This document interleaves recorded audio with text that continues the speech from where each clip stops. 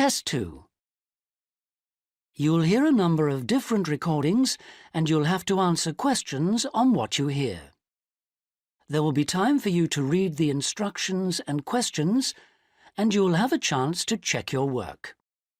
All the recordings will be played once only. The test is in 4 sections. At the end of the test, you'll be given 10 minutes to transfer your answers to an answer sheet. Now turn to Section 1. Section 1. You'll hear 2 tourists, Sally and Peter, talking in a coffee shop. First, you have some time to look at questions 1 to 5.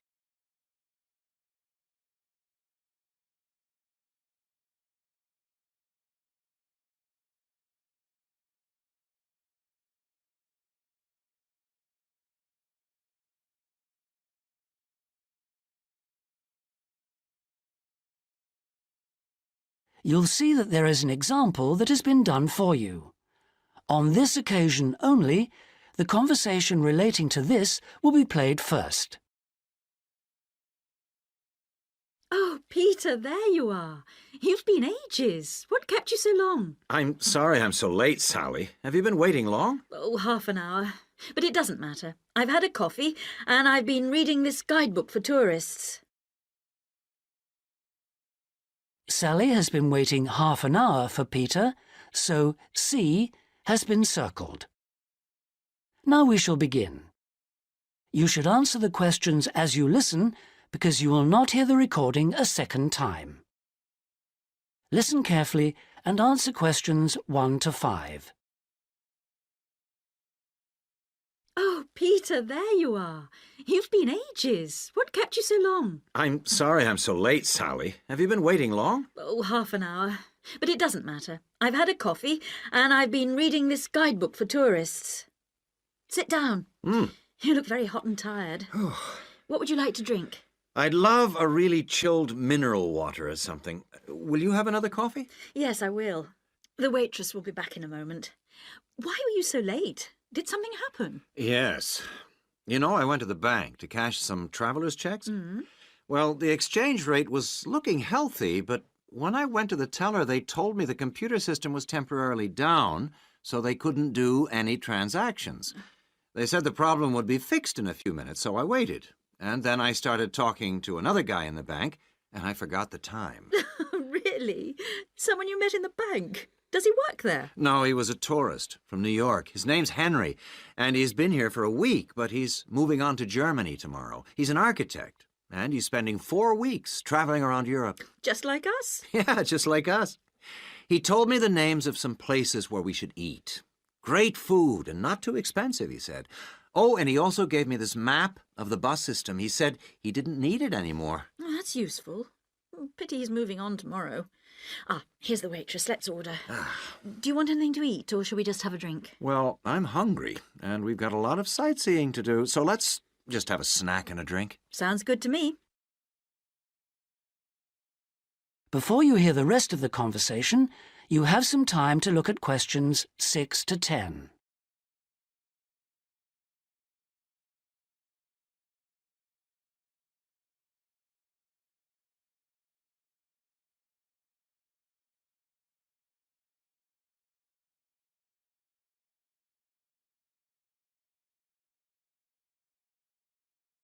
Now listen and answer questions 6 to 10. Well, let's decide what we'll see today. I guess the best place to start is the cathedral, and then the castle. What are the opening times for those two? Well, according to this guidebook, the cathedral is only open from 9:30 in the morning until midday. Oh, no, hang on. That's the Cathedral Museum. The cathedral itself is open morning and afternoon. The castle is just open from 1 to 5, so we can't go there until after lunch. I really want to spend some time in the art gallery, because they've got this wonderful painting by Rembrandt that I've always wanted to see. What else should we see? Well, the guidebook says the botanical gardens are worth spending some time in, and they're open all day from 8 to 6, so we can go there any time. I'd like to go to the markets near the river too, but, oh, no, wait, that's only in the mornings too. As well as today and tomorrow, we can see some other places on Monday, you know. But I don't think the markets will be open then. They only open on Thursdays, so we've missed them for this week. Maybe we should go to the cathedral today because it's Sunday tomorrow, and even though it's open every day, it might be more difficult to get in tomorrow because of the church services. That's true. But the art gallery isn't open on Sundays at all, so we'll have to go there today. The castle's open every day except Mondays, so we're okay there. And the gardens, of course, only close at night. Are all these places free, or do we have to pay to go in? What does the guidebook say? I think there's a charge for all of them, except the botanical gardens. Oh, and the markets. Of course you don't pay to go in. Okay. Well, it looks like our plan is this. We'll go to see the painting you like first, the Rembrandt, then have lunch and go on to the castle after that, and then the cathedral. Okay. It says here that the roof of the cathedral is really beautiful. Is that right? What I really want to do at the cathedral is climb the tower. The view is supposed to be spectacular. Okay, well, that'll be more than enough for today. Then tomorrow, let's go to the botanical gardens and have a picnic. I want to sit by the river and watch the swans. This city's famous for them. That is the end of section 1. You now have half a minute to check your answers.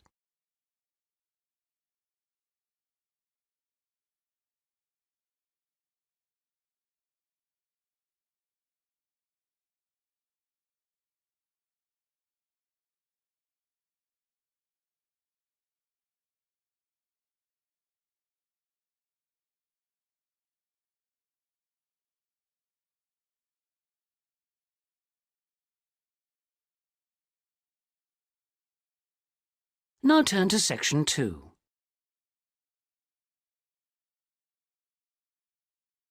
Section 2. You'll hear part of a talk given by an international student counsellor speaking to a group of overseas students during their orientation week. First, you have some time to look at questions 11 to 14.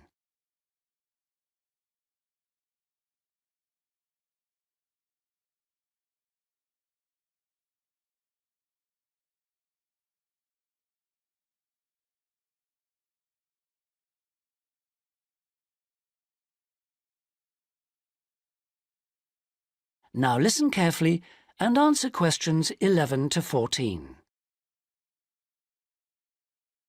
So the counselling services we offer deal with any problems arising from your studies or in your life outside the university. Let's take academic counselling. If you're confused about subjects or how to combine them in your degree, then we can advise you and discuss the career you are aiming for so that you can see it all in context. We can also chase up your tutor if you're not getting proper feedback on how you are getting on in your subject. Besides help with academic problems, you may also need personal counseling. If you think you're already under stress, well, just wait till classes begin next week. You'll have to start adjusting to teaching and learning methods that may be unfamiliar to you, as well as the mounting pressure as the deadline for that first assignment creeps up on you. And, of course, you have to cope with all this without your usual social network. You know, the social contacts, family and friends you could normally rely on for help. All of this causes anxiety. Studying overseas can trigger a personal crisis. You may have left a lot of what you might call unfinished business back in your own country. Or you may have interrupted personal relationships or even sometimes have broken them off to come overseas. And so the student often feels lonely, unhappy, unmotivated, and unable to concentrate on studying. Or there may be other things bothering you. Our resident chaplain can offer you spiritual guidance if that's what you want, or we can put you in touch with community groups that can provide you with social contacts and friendship. Before you hear the rest of the talk, you have some time to look at questions 15 to 20.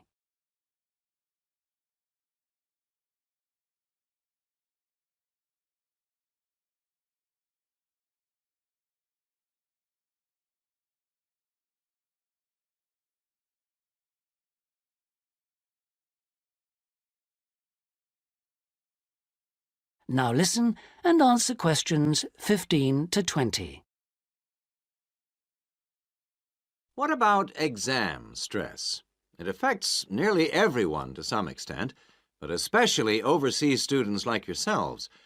There may be a huge amount of family pressure on you to succeed. And if you fail a subject or drop out of a course because it's too difficult, then your self-esteem can suffer. But it's not the end of the world if you don't pass an exam. I had to resit first-year anthropology, so I can certainly offer you a sympathetic ear. Anyway, exam failure can lead to worrying changes in the way you normally behave. You may also be off your food, or you may have dietary problems because the local food is not to your liking and upsets you, and this can affect your health and studies. Glenda Roberts is our dietitian in the health service, and we can put you on to her. And we all have money problems, don't we? But remember, full-time students can get a low-interest loan of up to $600 to buy books and for similar study-related expenses. That's right. And you can get double that amount if you can't afford an item of equipment you need for your course, a musical instrument, for example. And it doesn't stop there. When you move into a flat, starting up expenses, including furniture for it, can be covered by a loan through the welfare service. See Jill Freeman for details. Can we help you? Well, last academic year, in spite of staff cuts, we counseled 240 international students for a total of 2,600 hours counseling. And finally, we won all but just one of the 12 appeals that we launched on behalf of students. Not too bad for an understaffed service, don't you think? That's all from me. Thank you. That is the end of Section 2. You now have half a minute to check your answers.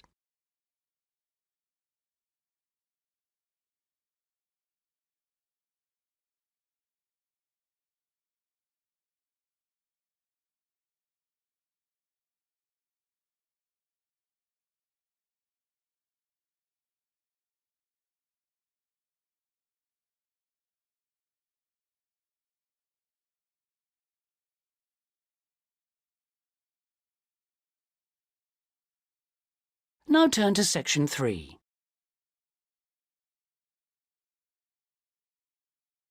Section 3. You'll hear three friends discussing an assignment they're going to work on together. First, you have some time to look at questions 21 to 26.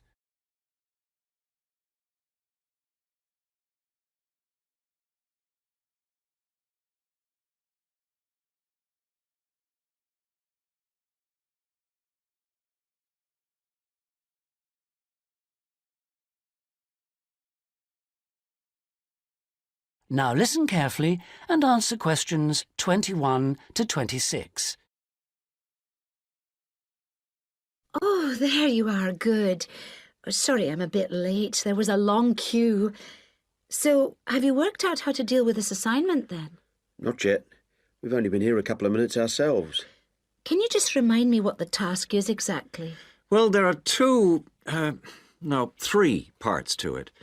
First, we've got to write an essay about ways of collecting data. Then... What's the title of the essay exactly? I've got it here. Assess the two main methods of collecting data in social science research. And how much do we need to write? 1,500 words. That's for the essay. Then for the second part of the assignment, we have to choose one method of data collection and carry out a small-scale study, making appropriate use of the method chosen to gather data from at least 5 subjects. And then we have to write a report on the study? That's right, of 3,000 to 4,000 words. Did you get as far as discussing which form of data collection we should go for?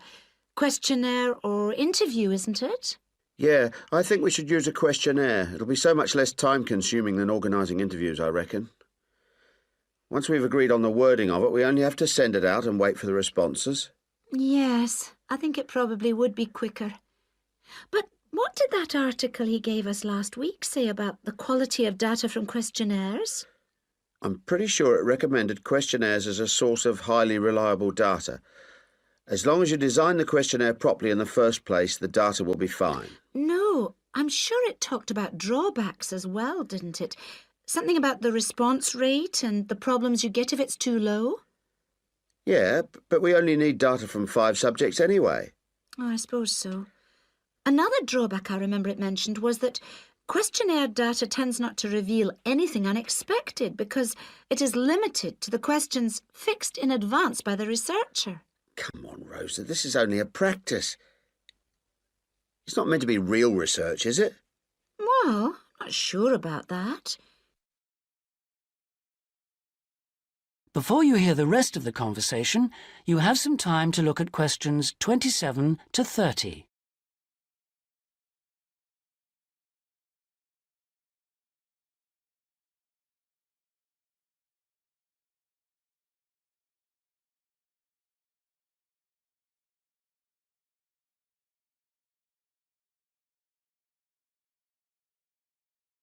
Now listen and answer questions 27 to 30. Maybe I'd better go through the article again, just to be sure. Can you remember what it was called? Sample Surveys in Social Science Research, I think. By Mehta. MEHTA? Yeah. And he also recommended a more recent book called Survey Research by Bell, I think. It's in that series published by London University. And if we try to use interviews instead, I saw a book in the departmental library that'll be helpful. It's called Interviews That Work by Wilson, published in Oxford in 1988. Right. Oh, I've got a tutorial now. Can we meet up again later this week? What about Friday morning? Suits me. 11 o'clock? Fine. Before Friday, I think we should all look through the reading list. That is the end of section 3.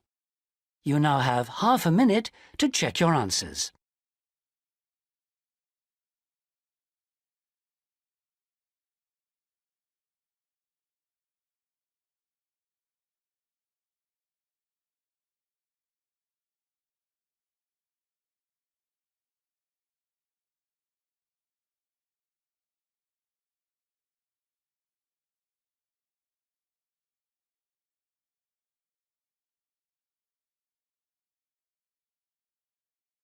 Now turn to section 4.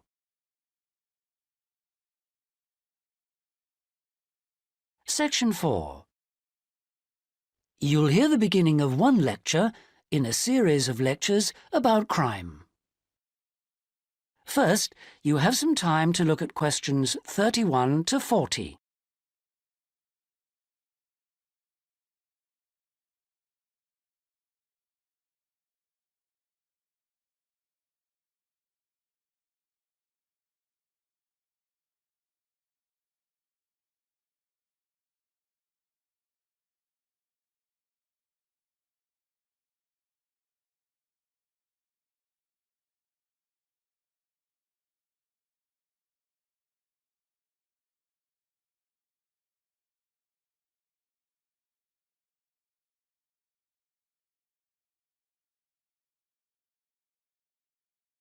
Now listen and answer questions 31 to 40.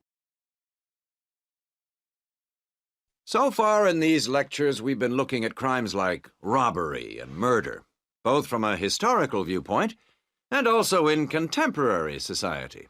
And we've seen that the preoccupation in Western society with crime and with lawlessness is part of a long and continuous tradition, rather than something which is new and unique to modern society. But over the past 70 years or so, there has been a massive increase in one type of crime, which is what's known as corporate crime. Corporate crime is crime which, as the name suggests, is connected with companies, with business organizations. It includes illegal acts of either individuals or a group within the company. But what is important is that these acts are normally in accordance with the goals of the company. They're for the good of the company rather than the individual.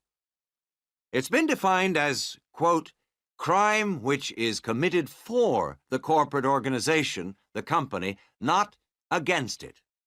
unquote. So crimes like theft by employees, things like embezzlement or fraud against one's actual employer are excluded according to this definition.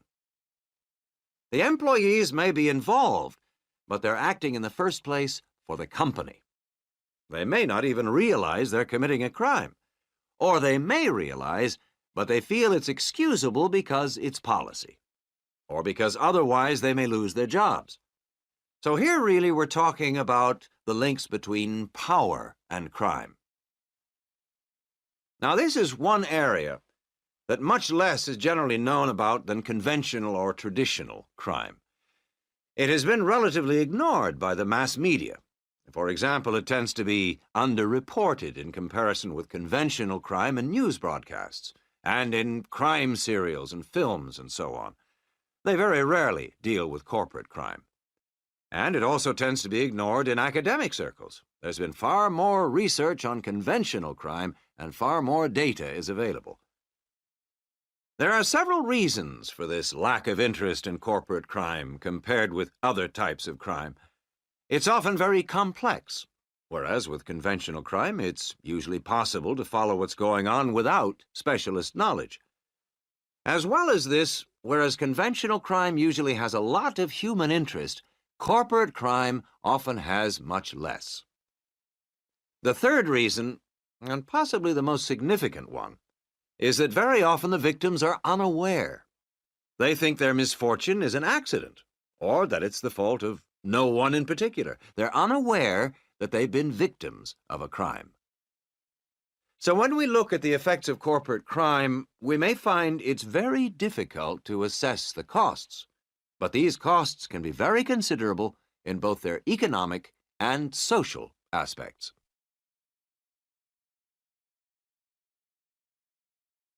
Let's look at the economic costs first. For example, if a company is producing fruit juice and it dilutes its product so that it's just a little below the concentration it should be, many millions of people may be paying a small amount extra for their carton of orange juice. Now, small amounts like this may seem insignificant for individual customers, too small to worry about. But for the company, this deception might result in massive illegal profit. However, all studies of corporate crime agree that the individuals are in fact deprived of far more money by such crime than they are by conventional crime like robbery and theft. In addition to this, we have to consider the social costs of corporate crime, and these are again very difficult to assess, but they are considerable. They're important because they can undermine the faith of the public in the business world, and also, more importantly, because the main group of people they affect are in fact not the richer sections of society, but the poorer. So here, companies are robbing the poor to benefit the rich.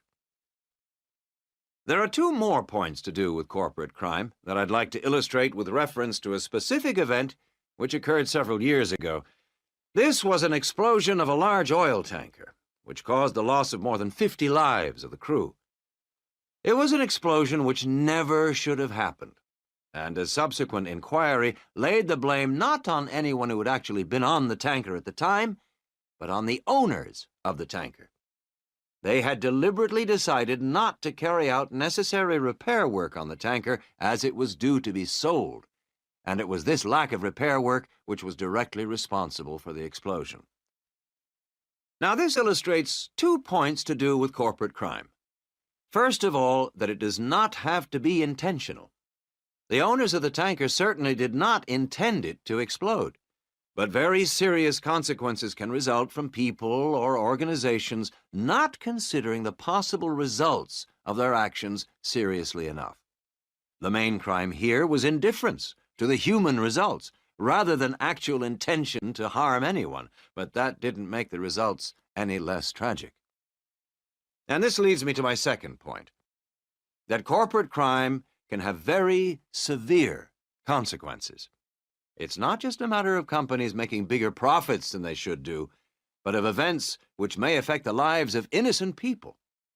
And yet very often, companies, because they say they didn't intend to harm anyone, can avoid taking responsibility for the results of their actions, and that has been a very dangerous loophole in the law.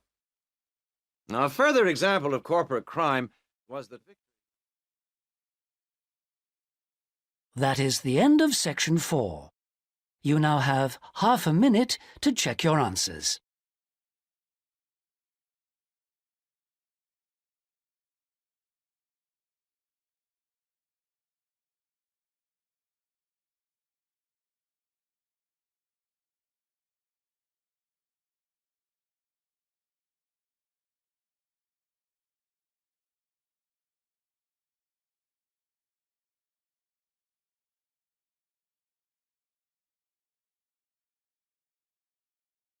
That is the end of the listening test. In the IELTS test, you would now have 10 minutes to transfer your answers to the listening answer sheet.